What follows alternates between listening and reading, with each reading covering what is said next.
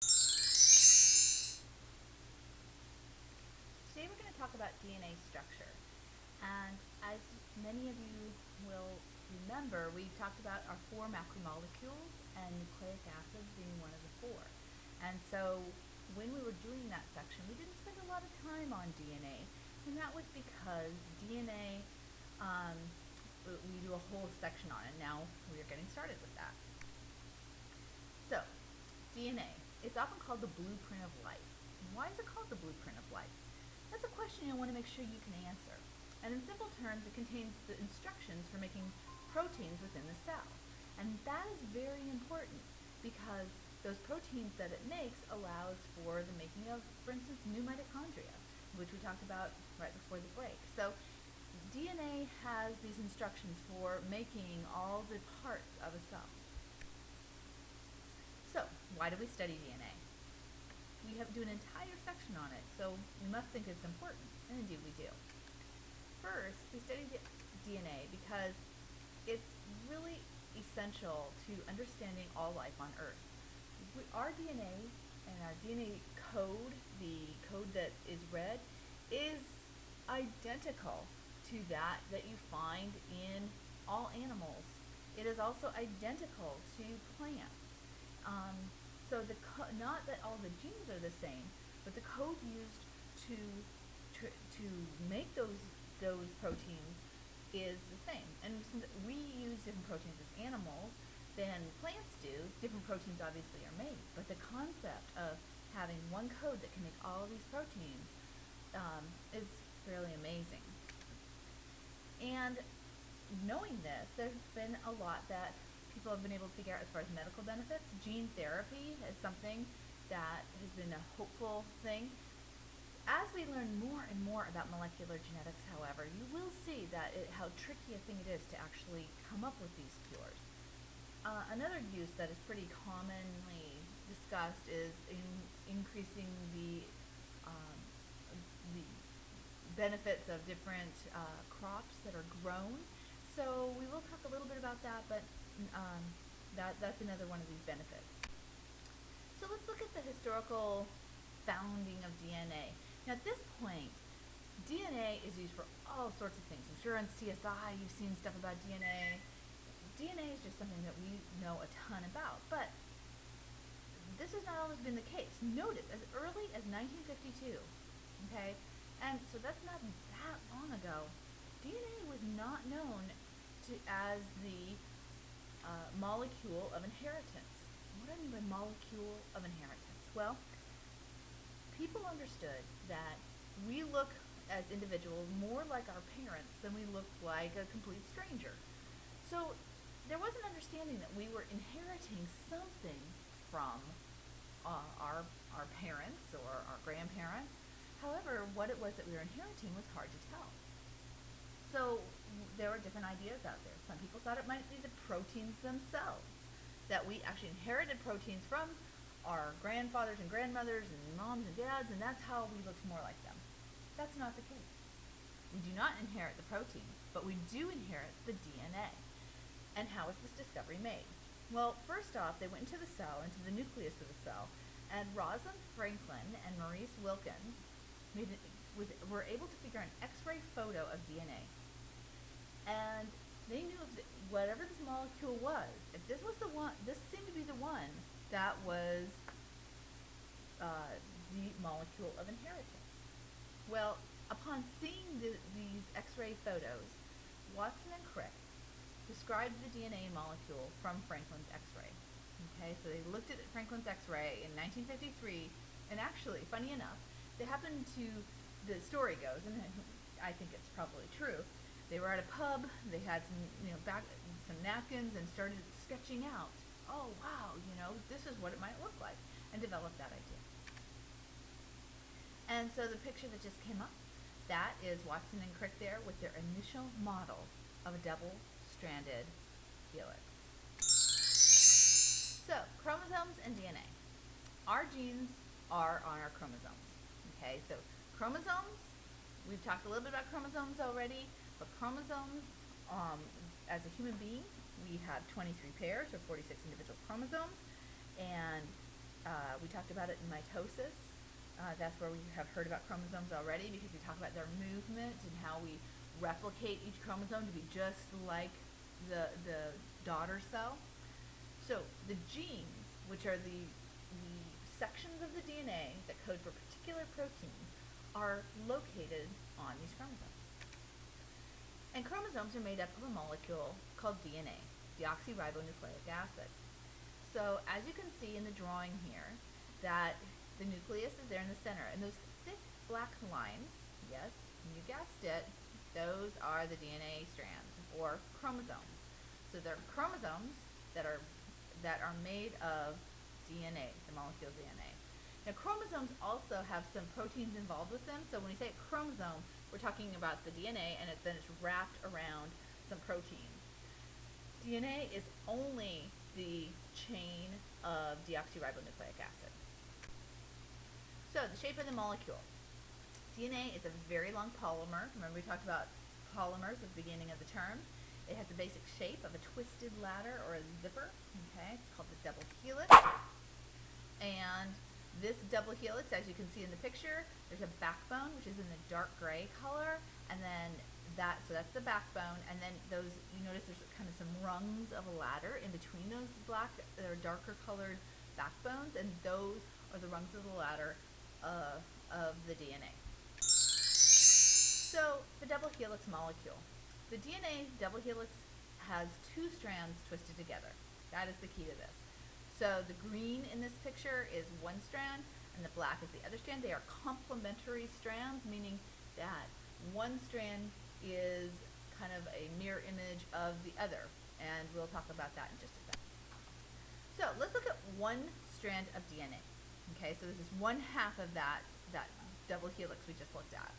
The backbone of the DNA is made up of, you see a yellow color there, and that yellow circle is, as you can see, is phosphate. In your notes, you really should be drawing this out, because you should have a clear idea of the three parts of a DNA molecule. There are three parts to the DNA molecule. There's the phosphate, that's the yellow. Then there's a pentagon. Remember, when we say pentagons, we're probably talking sugars, and indeed we are. Notice the OSE at the end, ose, like glucose, sucrose. Deoxyribose is also a sugar backbone, and so that ose means that turquoise pentagon, that is a sugar.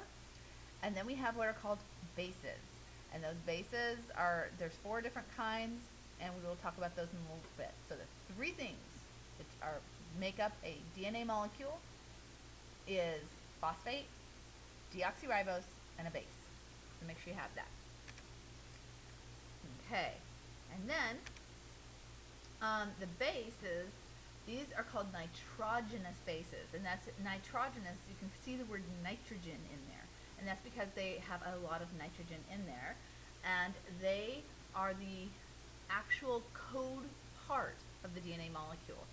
So if you think of a decoder ring, and where the actual code is displayed, that would be, in the case of DNA, on the nitrogenous bases.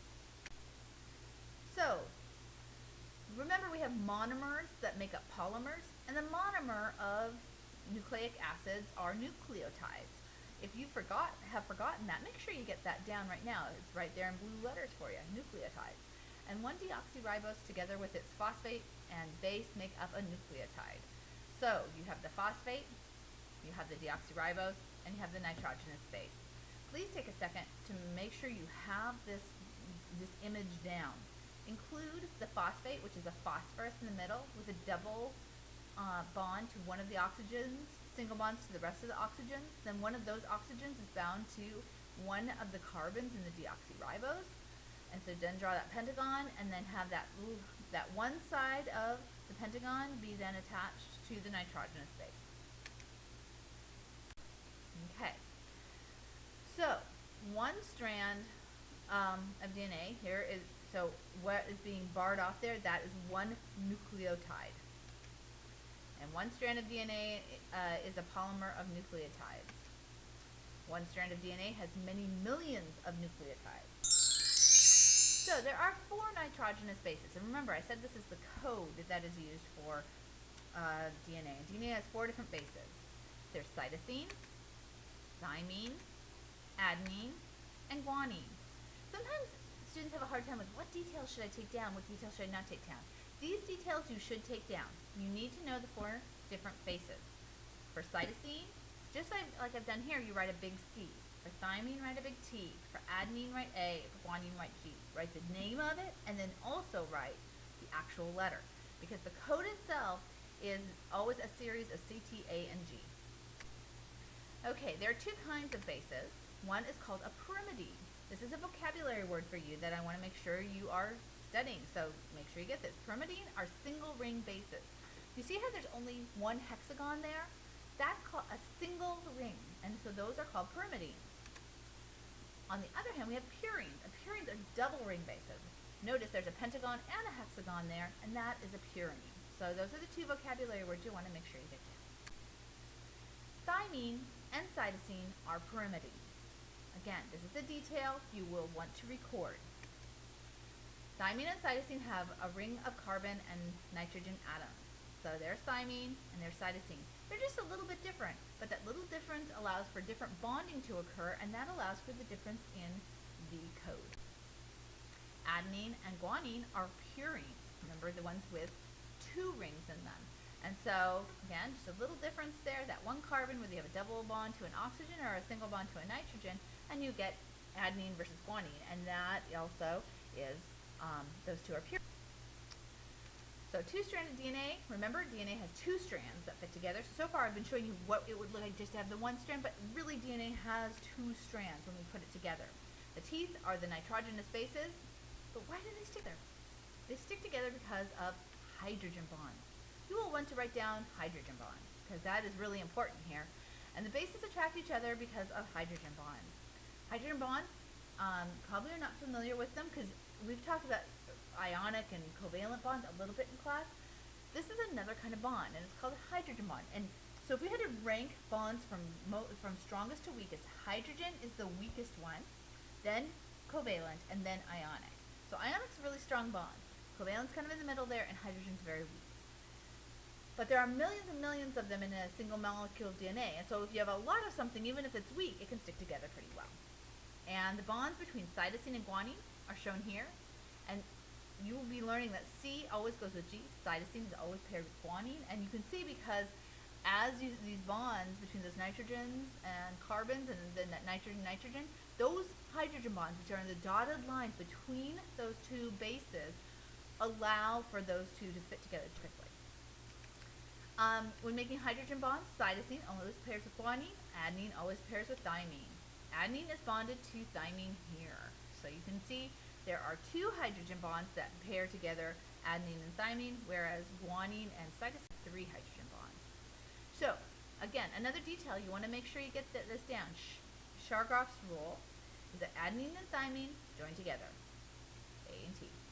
Cytosine and guanine always join together, C and G.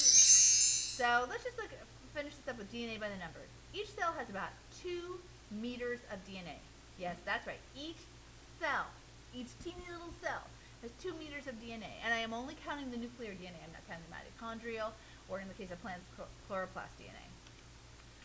The average human has 50 trillion cells. That estimation can change depending, there's different sources say different things, but 50 trillion.